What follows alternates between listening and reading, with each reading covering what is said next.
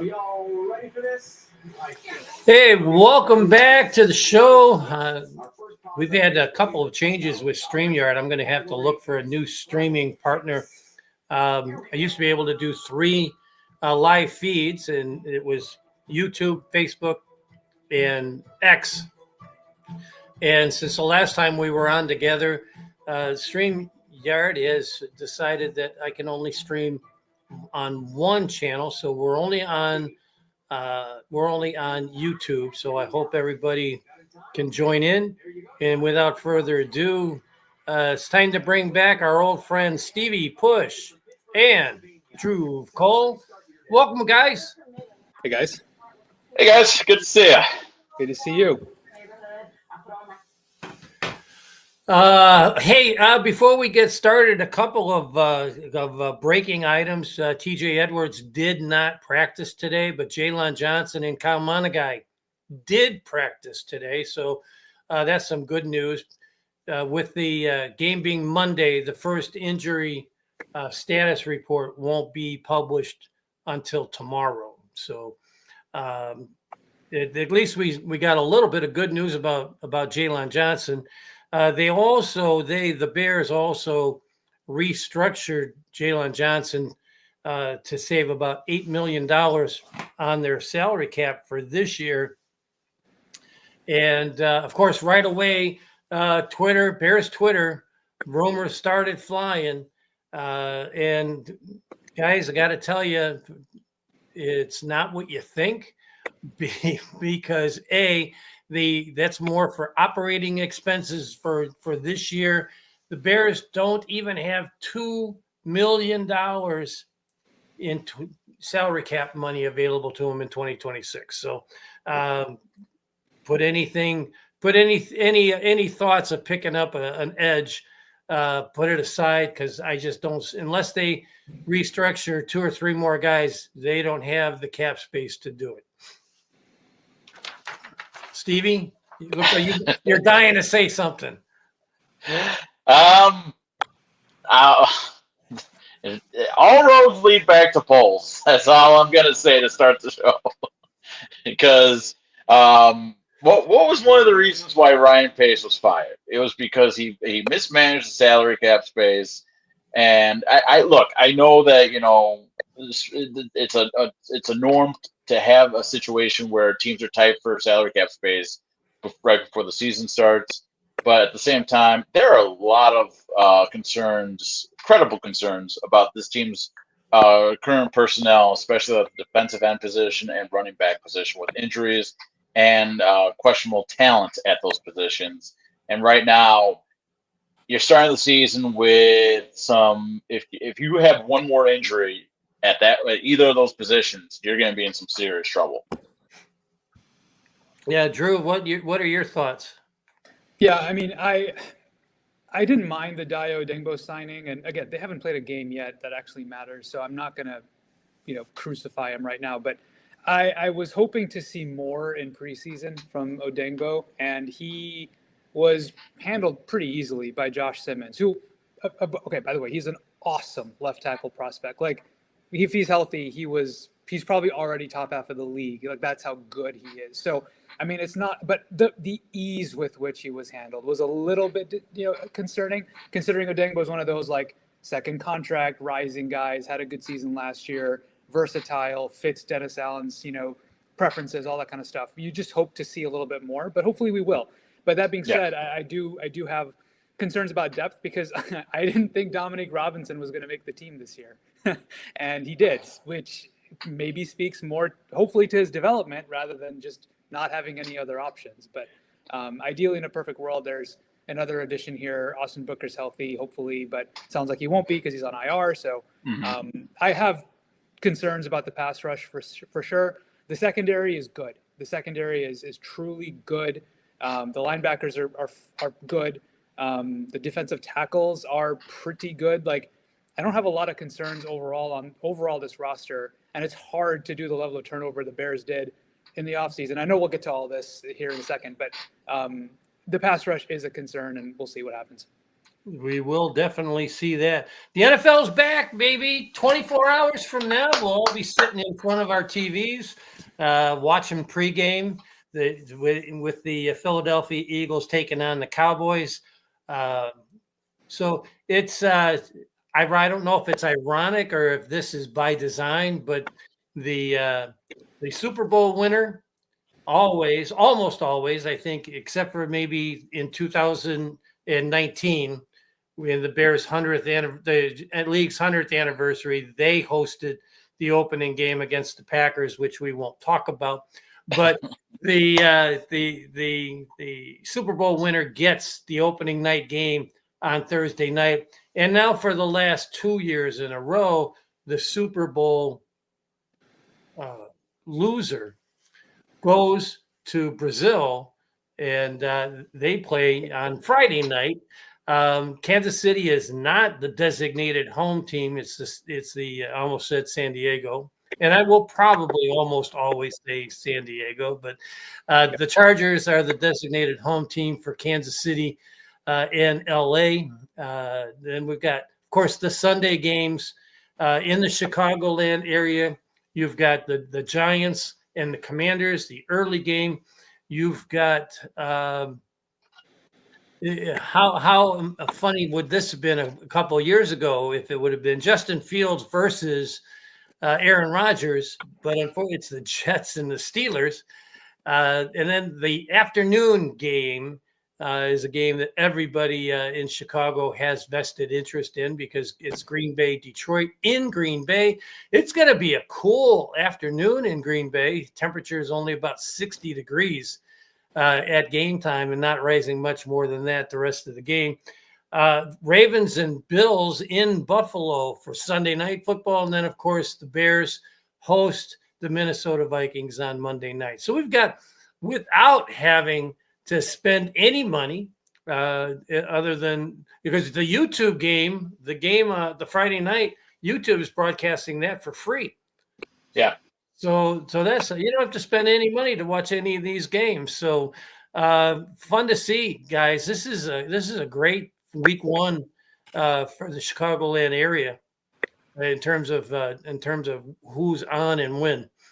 Dhruv, let's start with you. Do you know what your games are over up in the West Coast? I'm sure, obviously, Seattle is going to be on one of them. Yeah, I don't. I haven't looked into it.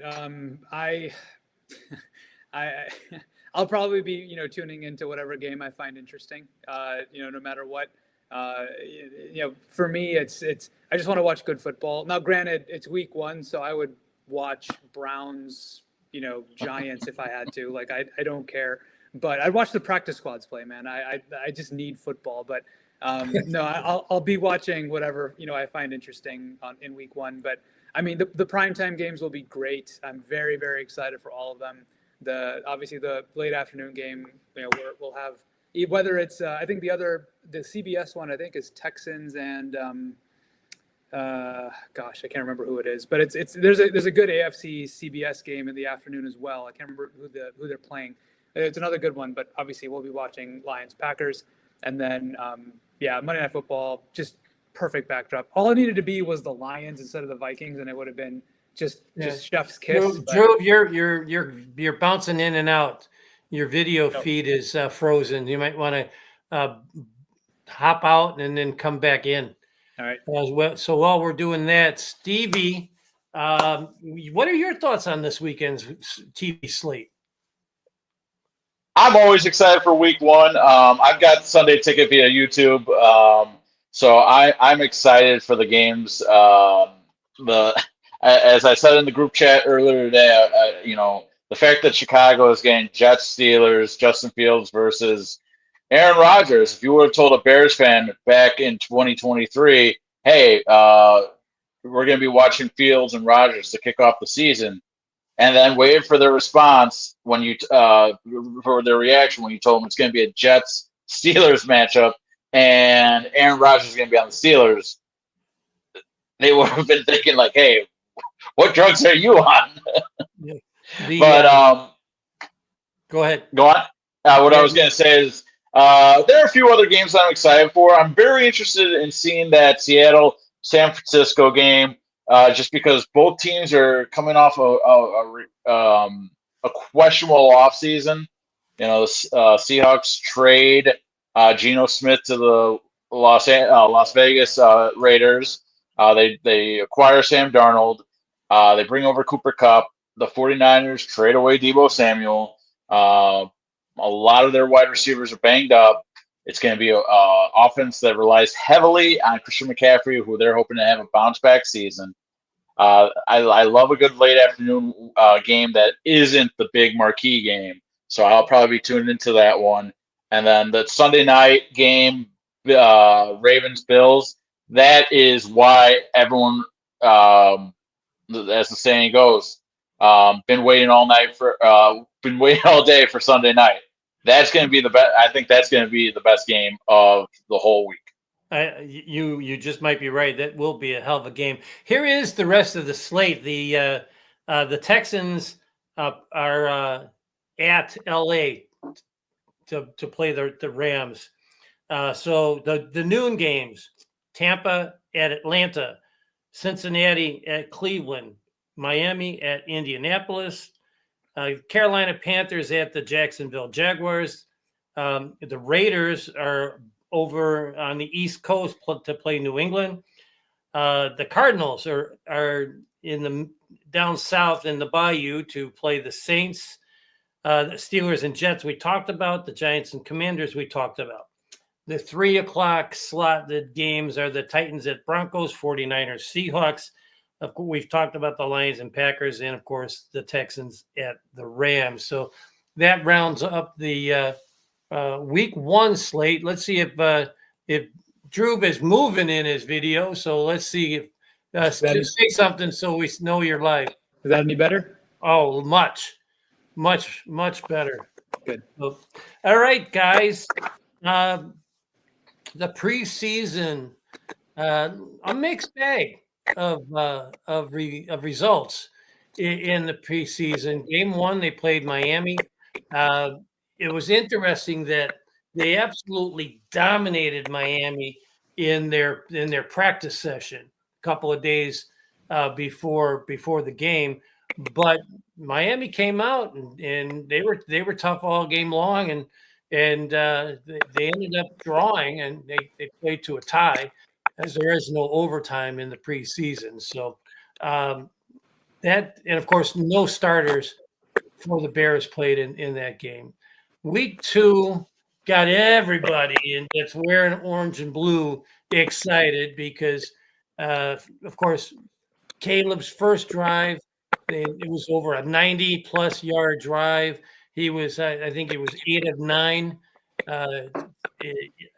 passing, and they just rolled Buffalo 38-0. It was 28-0 at halftime. They kicked a field goal in the third quarter. Finished off with a I believe it was an Ian Wheeler touchdown run to end the scoring. And then week 3, the Chicago starters got totally embarrassed by Kansas City. I think it was 20-0 before the offense finally woke up. They did put together a field goal and then a late touchdown drive, which was nice to see because it was a 2-minute drive. And they ended up coming back to win with 3 touchdowns in the fourth quarter, led by Tyson Bagent. And all day, Walker, which that game actually made him get a roster spot. And it was good to see because he was an undrafted free agent. So, Stevie, we'll start with you. Give us your thoughts on the preseason games. I mean, I liked what I saw. The biggest takeaways for me was schematically, I have confidence in both Ben Johnson with this offense and Dennis Allen on defense. I know fans were concerned about how the defensive starters played against the Chiefs, but they didn't have all their starters, and they were testing out new players. My biggest thing with Ben Johnson and that offense is that he is going to get on their ass to make sure that they are humming at the best of their ability. I loved that because when I was watching the Chiefs game, wasn't watching it at home. I was at the Sox ballpark catching bits and pieces of it, and I stepped away right after the second drive, and then I came back right before the touchdown drive, right before halftime. And I was like, Jesus, they still have the starters in, down 20. I think it was a 23 or 17-3 at that moment. 20. Yeah, it's 20 to It was 3. 23, and I looked over to someone. I was like, Jesus, dude, Ben Johnson really got on their asses about, like, he's serious about making sure that they have everything right. And I was happy because that first drive, everyone freaked out about that first drive, the fumbled handoff, and then you have Caleb taking a sack when he really should have thrown the ball away. I have confidence that Ben Johnson is going to get Caleb in the right position and succeed after what I saw in the preseason, not just with Caleb, but with Tyson Bagent and Austin Reed too. And, with Dennis Allen, schematically, it's there. We saw that against the Dolphins when he was dialing up blitzes in the heat, in the most important part of the game to force turnover on downs, which gave the Bears a chance to win the game with seconds to go. Dhruv, your thoughts on the preseason? Yeah. By the way, can you hear me okay? Yes, you're coming through great. Perfect. So yeah, I agree with Stevie. I mean, I really liked. So I guess I'll couple things. I think defensively, I think Dennis Allen didn't show a lot in the Chiefs game, but I think he did in the first couple of games, and I just love the aggressiveness with which they're going to play. I think they're going to be very interesting up front, which will probably be out of necessity to combat the fact that they don't have a real true dude at edge. I mean, I like Montez Sweat a lot. I think he's a low one, high end two sort of pass rusher who, I mean, as the reality is, I think he's probably paid fair for what he is. So I don't have a huge issue with the extension, but the fact they don't have a real dude like Trey Hendrickson or Micah Parsons or someone like that, I think they'll be very interesting up front with some of their games. They'll probably put Dayo Odeyingbo inside. They'll probably slide Javon Dexter on the edge at times. Like, I think they're going to do some cool stuff, which I'm interested to see. And I'm very interested to see an aggressive defense. I'm okay with making a mistake and blowing a coverage and, giving up a 75-yard touchdown quickly rather than, dink, dunk, 15-play, 18-play, 9-minute drive that then results in a touchdown potentially. That's what I don't want to see. So I'm fine with the Bears defense, either in a good way or a bad way, giving the Bears offense the ball back quickly, because to Stevie's point, I do think the offense is a lot more sensible. I liked what I saw schematically. I liked what I saw structurally. I like the fact that they used motion. The motion made sense. The right people were going in motion, just basic shit that we did not see last year, that people are going to be used in ways that they should be used. Like Keenan Allen should not be running streaks ever, but he was last year for some reason, which again, just things are going to make sense, which is, I mean, just step 1, 2, and 3 of what I was hoping to see from Ben Johnson. So that is good. I'm excited to see Caleb's progress. I really liked what I saw from Caleb in the second game. From the pocket, quick decisions, knew where to go with his eyes, footwork was good. Got the ball out. That was really fun. And I thought he did overall okay in the Chiefs game too. There's one play in particular where he took the sack that I did not like. But I listened to Derek Klassen's on the Athletic Football Show, his breakdown of that play, which I actually need to go see it again now that he's described what he saw, which may justify it a little bit. But overall, that was like the one negative that I didn't like. The pre-snap stuff, we got to get better. I mean, they just need to clean that stuff up, which you have to hope that they will now that they're going to condense the playbook a little bit. But overall, I really liked what I saw from Caleb. He looked confident. When he got the ball out quickly, it was largely accurate. Just good things. I just saw good things and repeatable things. Not out of structure bullshit that maybe hits once out of every 7 plays. Real repeatable stuff. And that's what I wanted to see. I saw it. I'm happy about it. And look, they may not be ready to take on the Chiefs, but not a lot of teams are. Like, this is year one, game one coming up of a brand new regime with a very young team overall. I'm excited to see their development. And I think when they start clicking midway through the year, we're going to see some cool stuff. I think you're right. I'm on Ross St. Brown on his podcast. He has spent some time talking about the Bears, which is kind of unusual since it's a Detroit Lion podcast. The first one, they were talking about how it was funny to see the plays that they ran in Detroit under Ben Johnson now being run in Chicago, and Ben Johnson's reply to that was, I just pulled out a game plan from the preseason from old ones that I have, and our offense is going to look nothing like Detroit's offense. So that's going to be kind of interesting to see exactly what they're going to do, and we'll get into that a little bit later when we start talking about the Minnesota game. And then I don't know if it was today or yesterday, I'm on Ron. He was talking about Caleb Williams, but not in a bad way. But what he did say is, my God, Caleb Williams can't breathe.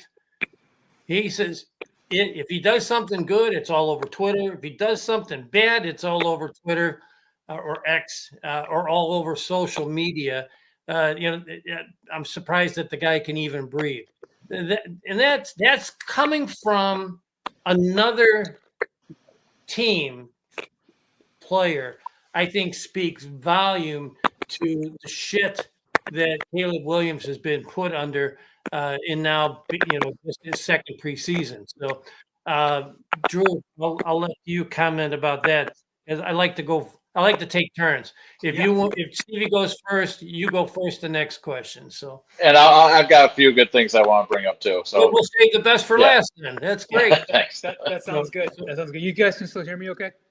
Yes. Yeah, you're good. Cool. Very good. So the first part, actually, I'll start with the second part.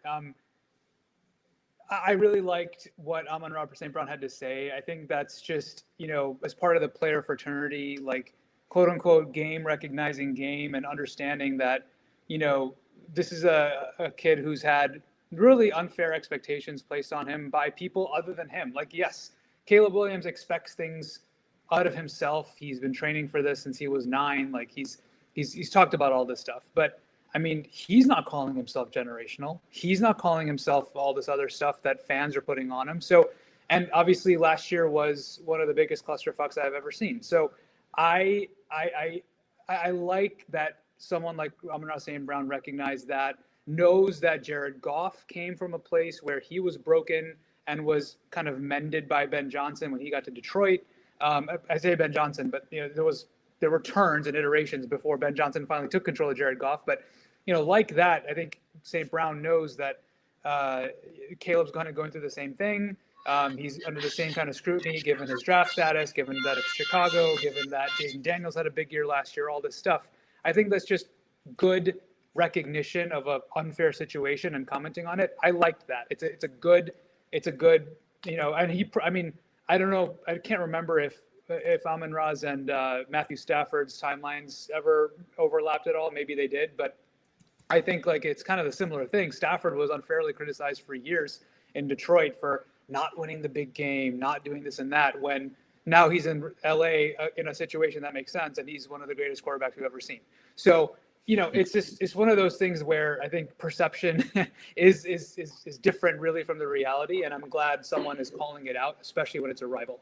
Now, the playbook part of it, I loved that answer from Ben Johnson. And I think, look, the reality is these concepts, a lot of these concepts are not too different, right? Like, there's only so many routes you can run. There's only so many combinations and spacings and stuff that makes sense. There's only so many protection plans that you can kind of like do, right? But it's how you put it together. So, I mean, the fact that the Bears run out routes, or screens, like, that's not new. Like, yes, Amon-Ra St. Brown will recognize some of that stuff because that wasn't necessarily tweaked. But for game day, Ben Johnson will run different variations of that. He'll put, instead of the primary receiver being Rome Odunze, he'll have it'd be DJ Moore, and Rome Odunze will be out front blocking. Like, those are the different kinds of tweaks that they'll see, which is a very different thing. DJ Moore carrying the ball is a very different thing from Rome Odunze carrying the ball. So those tweaks on how you attack a particular defense, we're going to see as game plans are formed, plays are adjusted,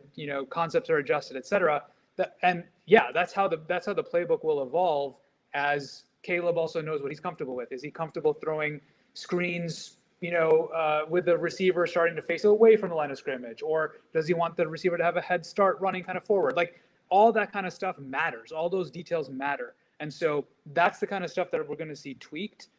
I'm not concerned. And even if he were to roll out the same playbook as last year, which he won't, it's a hell of a lot better of a playbook than the Bears had last year. So that's fine. But I'm very excited to see what Ben Johnson actually has cooked up for his players in, Luther Burden in the slot, Rome Odunze at X, DJ Moore at Z, like those kinds of positionings of players, the concepts that he's freeing up, the spacing that he's dialing up, condensed formations, all that stuff. Very excited to see that. And again, it's all tailored to who he has on his team. And that's what a good coach should do. Okay, Stevie, you said you're loaded for bear on this one. Yeah, so just to piggyback off of Dhruv and his compliments for Ben Johnson, a key example of just what Drew's talking about, go back and watch that first drive against Buffalo. They called the deep over the middle on the left side of the field, downfield pass to Cole Kmet. A few plays later, they hit the other tight end, Colson Loveland, downfield on the right side of the field. The touchdown play to Zacchaeus, that was generated because he was setting the defense up with using the tight ends deep. Because on that touchdown, play. Yes. So I don't know, like, if I'm a defensive coordinator, I'm just throwing up my hands because it's like, all right, you're going to run, feed us nothing but deep tight ends passing routes, and then you're going to have your slot wide receiver run a slant underneath that. It was great. It was just absolutely perfect, a perfect called drive that was perfectly executed. Yeah, it was like an inverted corner route slant. Like, it was like almost like an orbit slant. It's just brilliant, like putting defenders in conflict. Oh man, it was so cool. And I've done a few Ben Johnson play calling articles this year, since they hired him. The one play I keep going back to pointing out in these articles was the 82-yard touchdown pass last year, Detroit versus Chicago here, from a two tight end single formation. He hits Jameson. He has Jared Goff hit Jameson Williams deep from a run heavy play formation, play action pass deep over the middle. That's why I'm excited for him, because he goes against the grain. If it looks like a run heavy formation, guess what? We're going to throw it deep. If it looks like a pass heavy formation, here comes the run. That's what I'm excited to see with Ben Johnson. That's what I think he really excels at. Now to my Caleb soapbox. The last pass that Caleb Williams threw last year was an 18-yard pass to set the Bears up, to set Cairo Santos up for a game-winning field goal to snap a 10-game losing streak against the Green Bay Packers in Lambeau Field. Throughout this whole offseason, you would have thought Caleb Williams threw 5 interceptions that last game, from the way fans and the media have talked about him. Yeah. What, did he throw like 1 interception in his last 10 games? Yeah. And what I'll say about Caleb Williams, it's simply amazing, because as you guys know, I had my doubts about Caleb Williams during the pre-draft process. I was I saw the him compared to Drake May. I was like, they're not that far off. You could possibly get a king's ransom by trading back just 2 spots, still get your quarterback, and put your quarterback in a dream scenario with those wide receivers that they had last year. The one thing that impressed me about Caleb Williams was that some of his throws last year he did not look like a rookie on. My favorite throw of last season was the 27-yard pass completion to DJ Moore over the middle to set up the game-time field goal against the Vikings. That was a elite veteran throw in a big money situation, and he put it right on the dot to DJ Moore. They come back.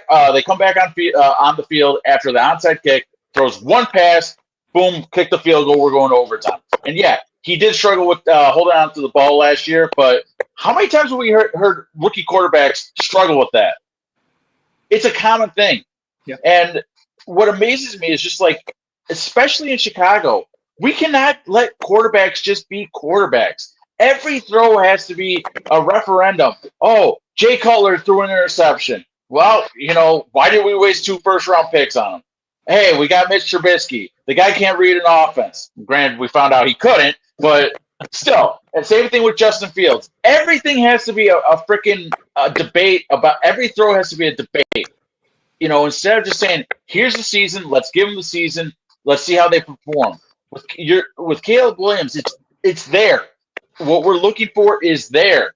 And people still are going to be like, well, you know what? We just don't know.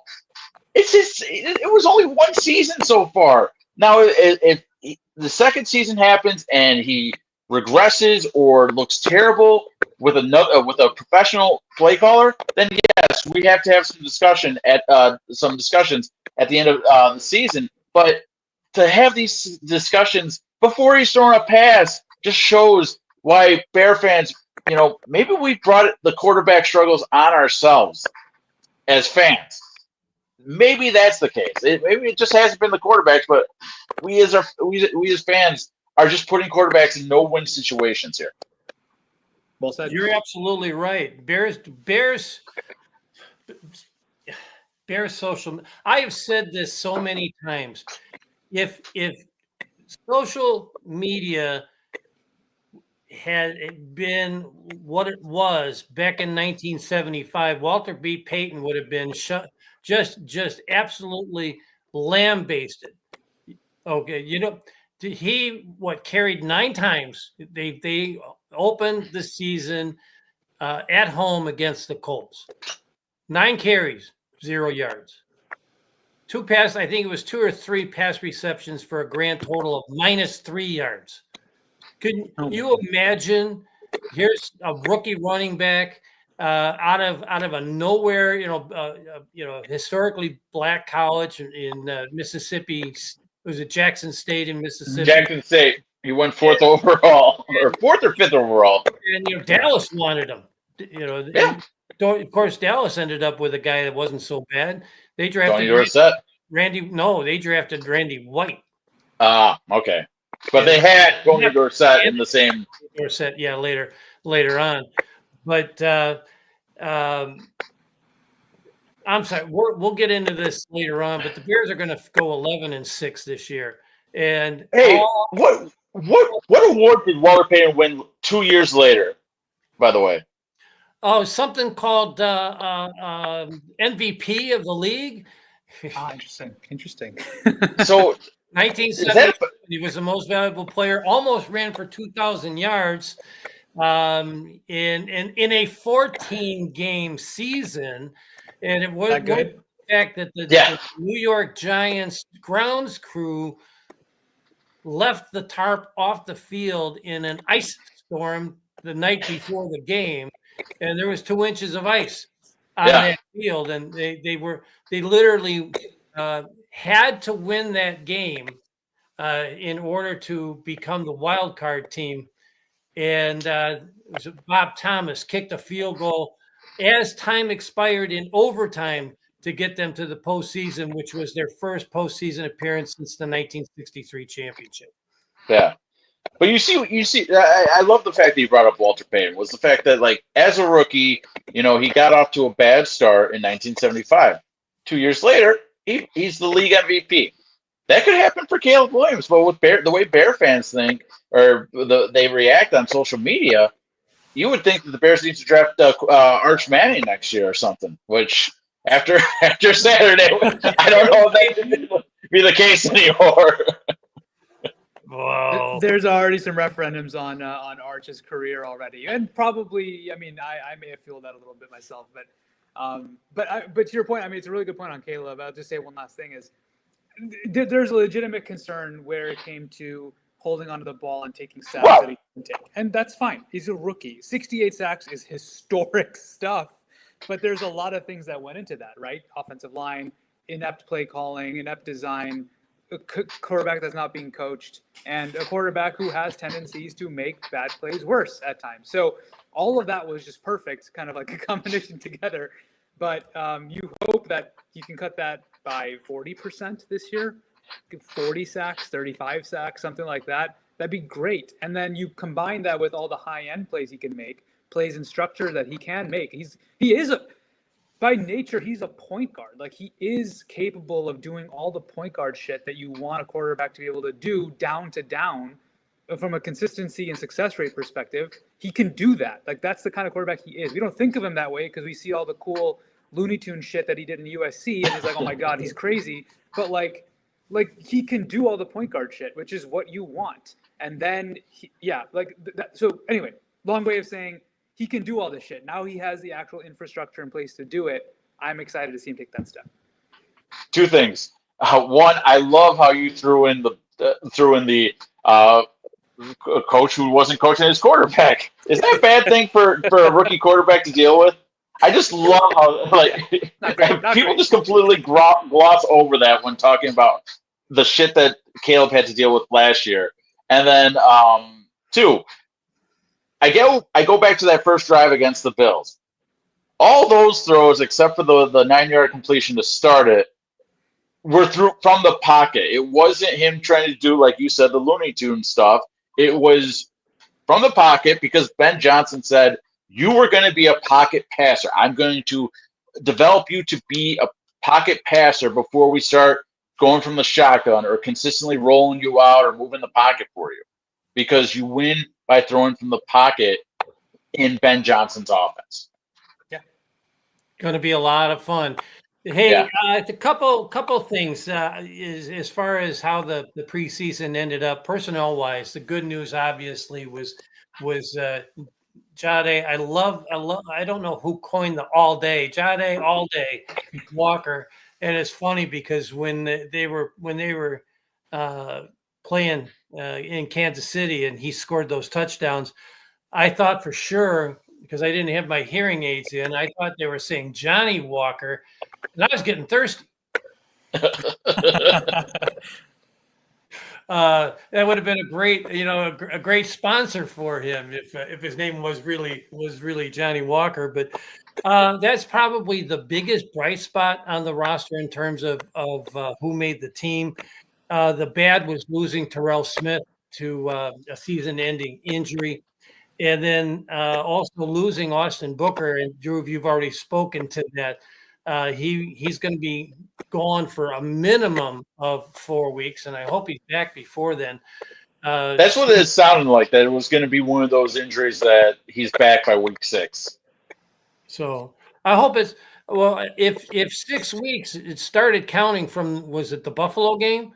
Is that he got injured in the Buffalo game? Yes. So he came back in for another kickoff after that injury, and then he went to the blue tent, and he hasn't seen the field since, which is a shame because the guy had 4 sacks. He led the entire preseason of all teams, I believe, with 4 sacks, and he did it in 5 quarters.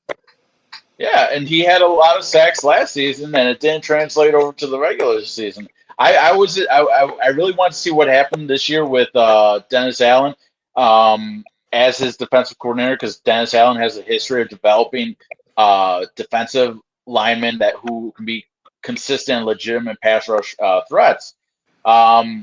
So that bothers me that we won't be able to see him to start the season. I'm a little bit more upset that we haven't seen an action to counteract that loss by Ryan Poles yet. Yep. Who is your MVP of the preseason? Of the whole preseason or training camp? Just the preseason games. Tyson Bagent. Yeah. Yeah. MVP defensively, Austin Booker. Offensively, Jade Walker. It's a toss. It was a toss up between Walker and Tyson, and like Stevie, I gave it to Tyson because the guy just looked poised. And considering he's a third year, he had 3 or 4 starts his rookie year when Justin Fields got injured.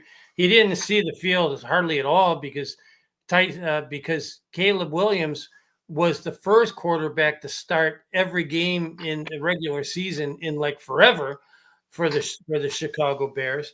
And he comes out and he earned the respect of Ben Johnson, the guy.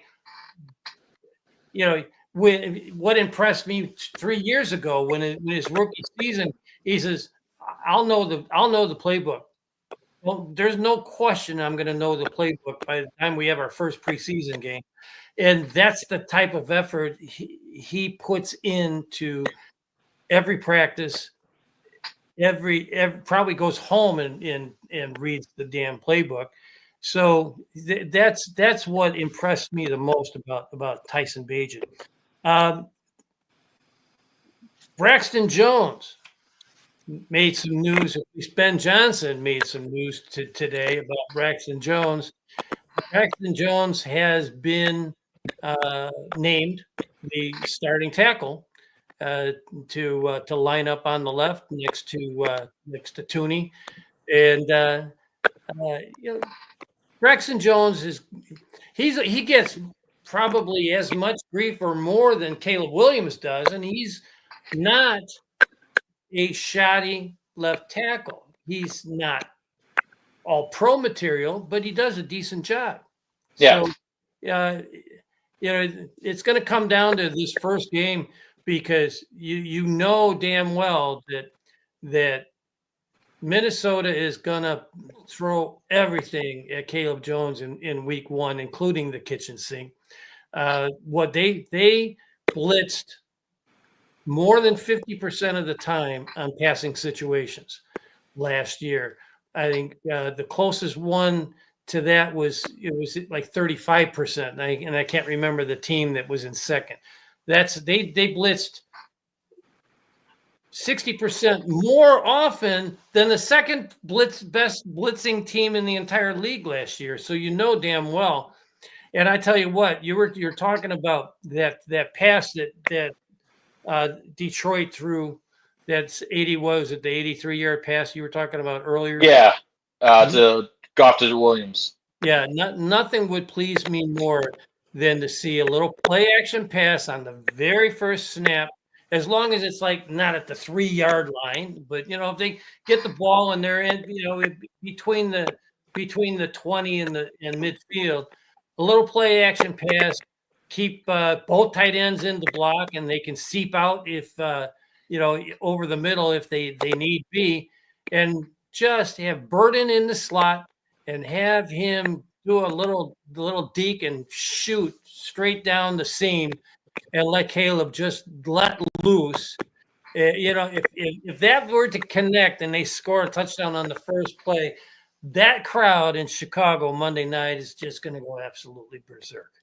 Oh yeah. Yeah. Drew, what do you think? How do you like my play call? I love the plan.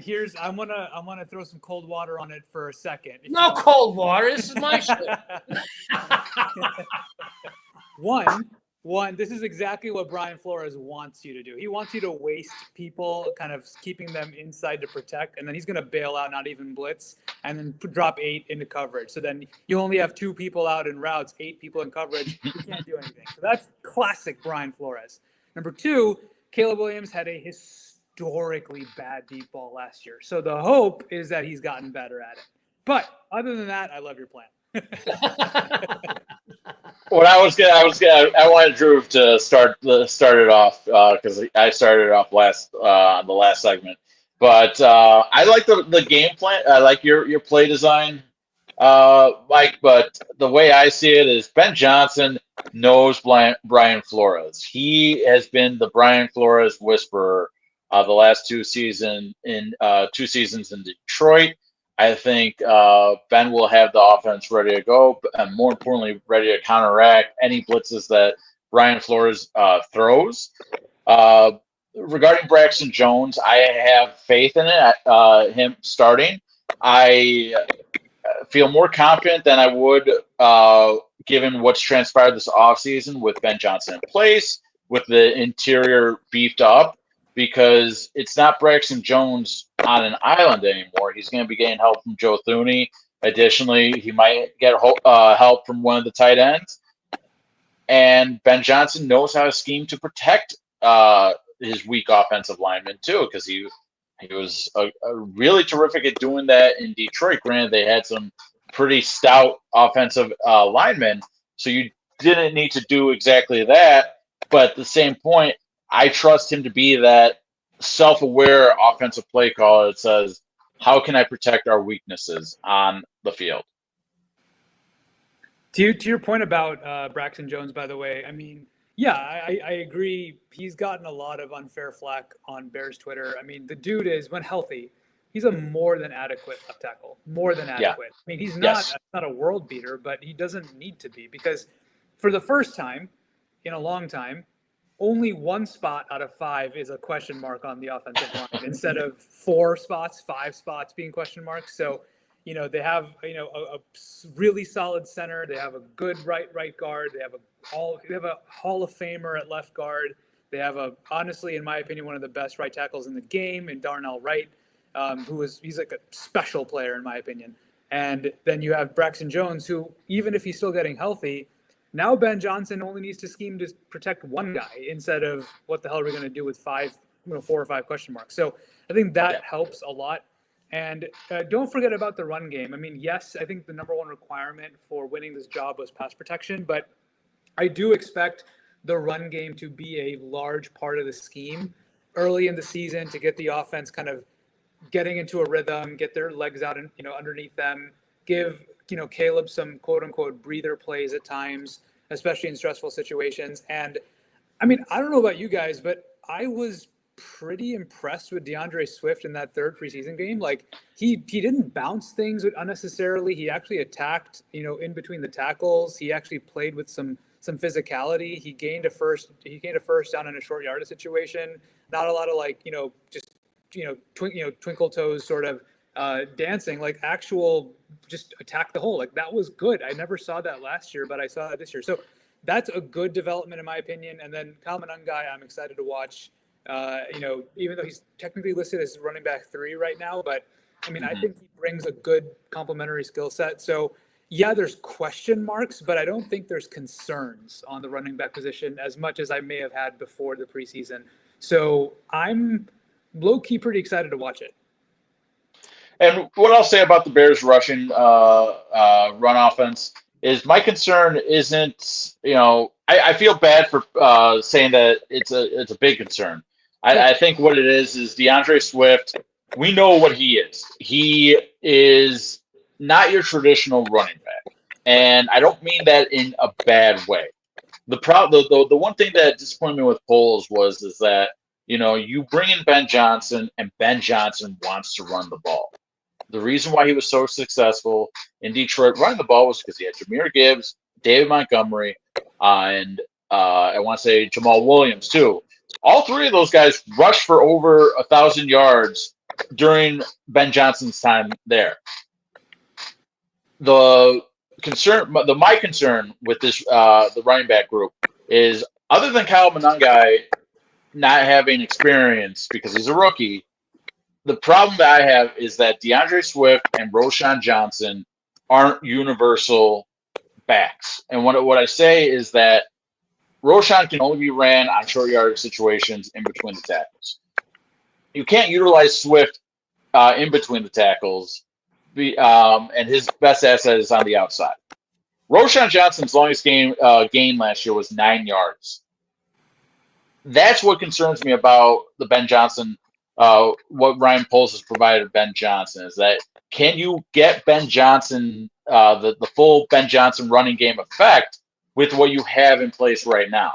We had several veteran running backs that I think would have been a good fit, or at least reliable to get them through the season. And Javonte Williams and J.K. Dobbins available.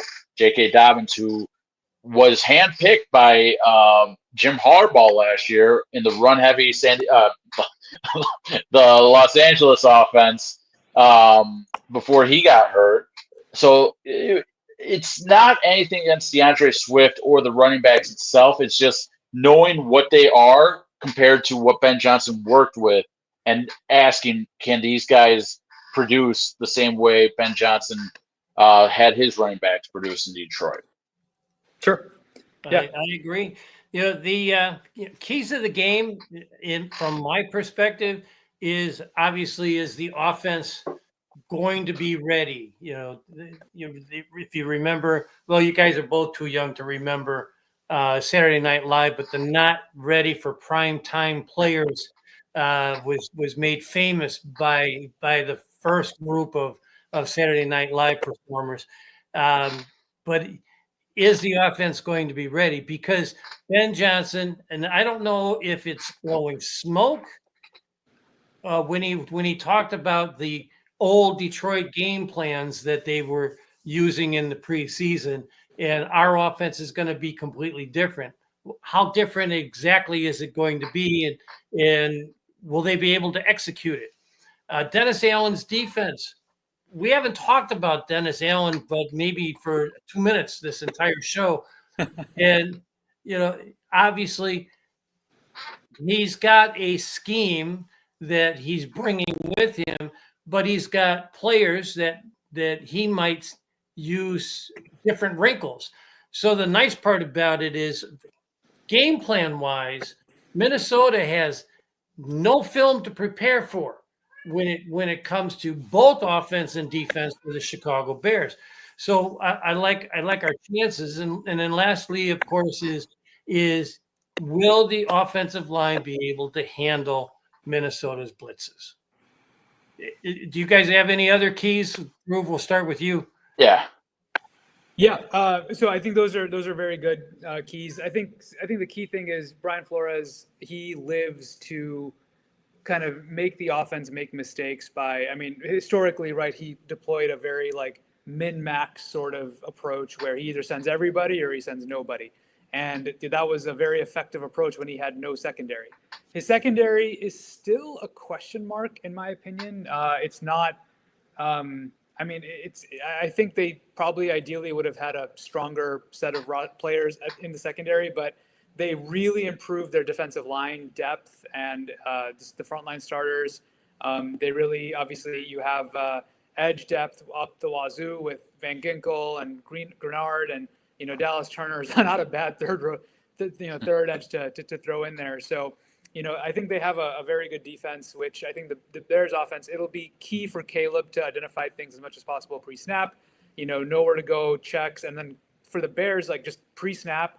Don't make mistakes, because I think it'd be easy to get kind of trigger happy with wanting to get set, and then offensive line does a bunch of false starts, knowing who they're going against. That'll be key. So that's one. The second one is offensively or defensively. So JJ McCarthy's first start, they got to make him uncomfortable. The offensive line. So there's two things that I think the Vikings will do. One, I think they really indexed hard on improving their run game. So they added some beef on the offensive line this season. They got Ryan Kelly. They got Will Fries. They drafted Donovan Jackson. So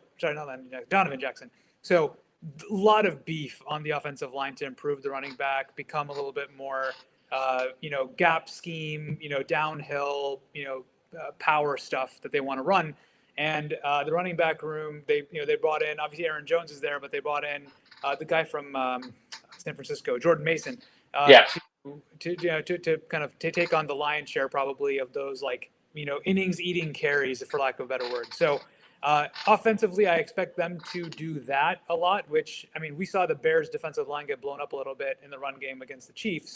So hopefully they can anchor and kind of set McCarthy up in some third and longs, because I know they're going to want to really shorten the load or lighten the load on McCarthy in his first start in his hometown, on the road, Monday Night Football, all that stuff.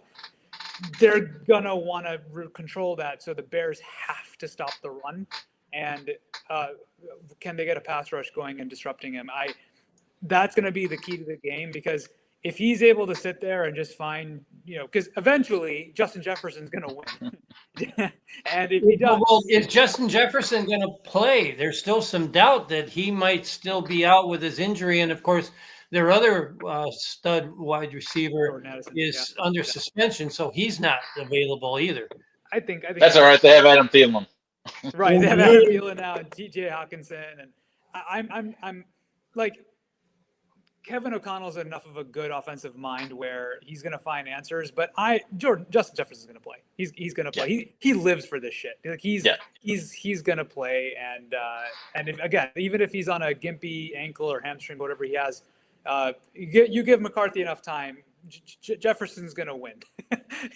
So you got to affect the young QB making his first ever start. Well, let's hope for two interceptions and at least 4 sacks by the Bears defense on Monday night. Hopefully. What I'll say, looking forward to game planning on Monday night and for the season, that is, I really am intrigued to see how Dennis Allen dials up blitzes, because I think he's going to be more reliant on that than, look, he loves to run a cover 2 scheme, but he doesn't have the weapons right now on that defensive line to have full confidence in saying, hey, you know what? You 4 are going to get the quarterback. I can drop everyone else back. What I will tell fans right now, or anyone watching, if you want to see what potentially could be this Bears defense this year, go back and watch the 05 team under defensive play caller Ron Rivera. They were running the base cover 2 defense under Lovey as the head coach, but Rivera was utilizing a lot of secondary blitzes, a lot of safety blitzes, a lot of cornerback blitzes. I think we see that a lot with Kyler Gordon this year. We might see Tyreek Stevenson on a blitz. With Dennis Allen, he's too good of a coordinator to say, you know what, I'm just going to run what I have, screw the personnel. I think he's going to look at the Bears personnel and say, hey, I can utilize my secondary guys to help blitz to counteract for the deficiencies I might have on the defensive line when it comes to pass rush. From an offensive standpoint, I'm really intrigued to see if Ben Johnson sticks to what has worked for him against Brian Flores before, or if he just tries something different because he, like you guys said before, he's in a new spot. He's got a new quarterback. Does he look to see what worked for Caleb against Brian Flores last season and build off of that? Or does he say, hey, you know what? Last 3 seasons I had Brian Flores' number. I'm just going back to that playbook. Interesting stuff. Bears win 27-17. I'll say 24-20. I haven't thought about this. I'm going to say... You knew it was coming. I did, but I didn't think about it. I'm going to say 20-17. Maybe more of a tougher first game. We see some hiccups, but, first of all, I think they need to squeak this one out. I think you got to win this one. You got to win this one. This game sets the tone for the entire first 4 or 5 games. You're absolutely right. Then, of course, they go into Detroit. And first of all, you got to remember, Caleb Williams at home against Minnesota led them to what was 11 points in the last 3 minutes to tie that game. And then they absolutely screwed up overtime with some absolutely terrible play call. In Detroit, despite the bold stuff that Flus gave us in the last 2 minutes, we were a Romo Dunze catch on 4th down at the end zone away from winning that game. He just couldn't find the ball because he was looking over the wrong shoulder. That game is almost a win. If Green Bay Packers play at home against Detroit, Green Bay Packers were 1-5 in the NFC North last year, and the only win was a fingertip block in Chicago against the Bears when they blocked the last minute attempt by Cairo Santos, and of course Cairo Santos redeemed himself with the game ending field goal as time expired to give the Bears an undefeated record in 2025, and of course Caleb Williams is now 1-0 in Green Bay. So guys, it's been a great show. I say, Dhruv, last words from Dhruv. Just so excited to have football back, guys. And it's funny because I think for the next 18 weeks, I think all of our moods will be either ecstatic or depressed as shit, depending on the outcomes of each game. But I mean, I live for this stuff, man. I just wouldn't have it any other way. So What I'll say is from Sunday morning to Monday night, those are going to be a wild 48 hours for Bears fans. And I say this because when we wake up Monday morning, our mood for the game can be completely different from what we expect Sunday morning. And I say that because that Detroit Green Bay game could go one of two ways. I think and how I think it will go. It's either Green Bay blows Detroit out, and Bear fans are like, "Hey, Detroit's got a lot of issues. If we don't beat the Vikings, we can come back and we'll get them. We'll pick up a win in Detroit because they look ready. They look confused because they have new coordinators. Or if Detroit beats Green Bay, which I think if they do it, they're going to beat them in a very close fashion. Then Bear fans are going to be like, holy shit, we need to win this game against Minnesota tonight. And every, even minuscule hiccup is going to be magnified, especially Tuesday morning, whether the Bears win or lose, because they're like, we have to go to Detroit and play that team now. Can we get these things right? Which epitomizes why we love Bears football, because that's what it's going to be like for the next 18 weeks. Yep. You're killing me, Smalls. The Bears play in Detroit in week 2. Let's see what Green Bay has. Green Bay has Washington. They have Washington on Thursday night. That's the first prime game of the season. Oh, wow. Massively and the Vikings have the Falcons at home on Sunday night. That's a weird Sunday night game for week 2.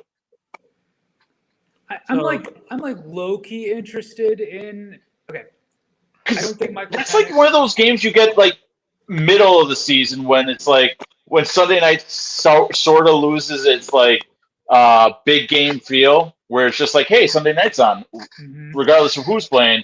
But like, especially in week 2, they usually have like someone's home open. Well, granted, it's the Vikings home opener, but like a big marquee home opener. Like last year, for instance, it was CJ Stroud versus Caleb Williams. You had that big intra-conference matchup with the team, with the hot playoff team from the year before.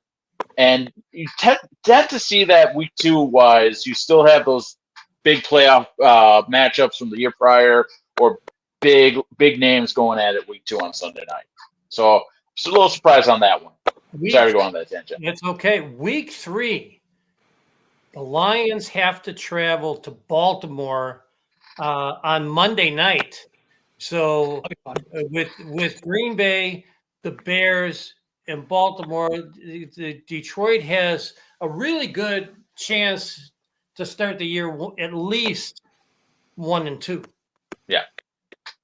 If they can beat Green Bay, lose to Chicago, then lose to Baltimore, that's going to throw a big kink. And the Bears play Dallas in week 3. I believe that's a home game. Yes. Which is looking more favorable now than it was last week. You know, I was talking to somebody online the other day, this Micah Parsons trade. So now we learned that he's got a back problem that he's going to probably have to take epidurals before the game to numb the pain, but playing that's not a good thing. Number one. Number two, Micah Parsons did not play against Detroit last year when Dallas played the Lions, but in 23, 0 sacks, only 5 tackles. I think he had a pass deflected and no sacks against a Ben Johnson defense or offense. So obviously he knows how to conjure up some things. And one of the things that he did do when we all talked about Ben Johnson's desire to be a good running team is run right at Parsons because he can't then pursue, and he's not the best at shedding blocks against the run. Yeah. So it's gonna be fun. These next these first 3 weeks. If the Bears can go 2-1 or praise the Lord, they'll go undefeated the first 3 weeks. That just sets up everything. Was it week 4? They're in Vegas. Yeah, I mean the Bears have a legitimate chance to start the season. I want to say either 4-2 or 5-1. If they can win that game in Detroit. Granted, we're looking past the Minnesota game, but I see that Detroit game in 2 weeks or in a week actually more favorable, knowing that there's been some concerns about the new offensive play caller in Detroit. And you have a new coaching staff there. There's going to be some hiccups early on, regardless. It happens, and especially when you have your ace play caller come back that early in the season, that makes it very interesting in a good way for the Bears and their chances to potentially go into Detroit and pull an upset, depending on what happens in week 1. With their game against Minnesota and the Lions game on Sunday against Green Bay. Yeah, it'd be a lot of fun things. It'll be interesting to see Detroit's offensive game plan against Green Bay, especially from Ben Johnson's eye, because if they're trying to run the same offense that they ran last year and the year before that, Ben Johnson obviously knows that offense better than anybody, which means his defensive coordinator has got an ace up his sleeve because it is what it is. So, guys, we're ready, man. We are less than 24 hours from kickoff in Philadelphia, and here's to a great week 1 and hopefully a precursor to an amazing season. Guys, thanks so much for gentlemen. Fun as always. Look forward to doing this in a few weeks with you again. Hopefully, we're talking about a few Bears wins. Well, hopefully, maybe we'll do it right before. Let's plan on doing it after the Detroit game. Okay. Very good. Let's do that. That way, we've got 2 weeks under our belt, and we might have a real good indication of how this team is going to look for the rest of the year. With that, guys, have a great night and take care, guys. Bear down. Bear down.